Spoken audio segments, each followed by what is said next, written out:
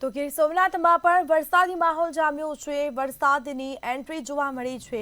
વરસાદ વરસતા લોકોને બફારાથી રાહત મળી છે। ગીર સોમનાથ પંથકમાં મેઘરાજાની તોફાની બેટિંગ જોવા મળી। જિલ્લાના તમામ વિસ્તારોમાં મોડી રાતથી મુશળધાર વરસાદ વરસ્યો। મોડી રાતથી મેઘરાજા વરસી રહ્યા છે। સૂત્રાપાડામાં સૌથી વધુ 9 ઇંચ વરસાદ ખાબક્યો છે। તો વેરાવળમાં 6 ઇંચ અને ગીર ગઢડા અને કોડીનારમાં 5 ઇંચ જેટલો વરસાદ વરસ્યો છે। તલાલા અને ઉનામાં પણ 3-3 ઇંચ વરસાદ ખાબક્યો છે। આ દ્રશ્યો આપ જોઈ રહ્યા છો। અનેક એવા વિસ્તારો છે જ્યાં પાણી ભરાયા છે। રહેણાંક વિસ્તારોમાં પણ જાણે રસ્તા ઉપર નદી વહેતી હોય તેવા ક્યાંક દ્રશ્યો જોવા મળ્યા છે। અનેક વિસ્તારોમાં વરસાદી પાણી ભરાતા લોકોને મુશ્કેલી વેઠવાનો વારો આવ્યો। તો નીચાણવાળા જે વિસ્તારો છે ત્યાં પણ લોકોના ઘરોમાં પાણી ભરાતા ઘરવખરીને નુકસાન પહોંચ્યું છે। લોકો જાય તો જાય ક્યાં તેવી પરિસ્થિતિ આ જોવા મળી છે।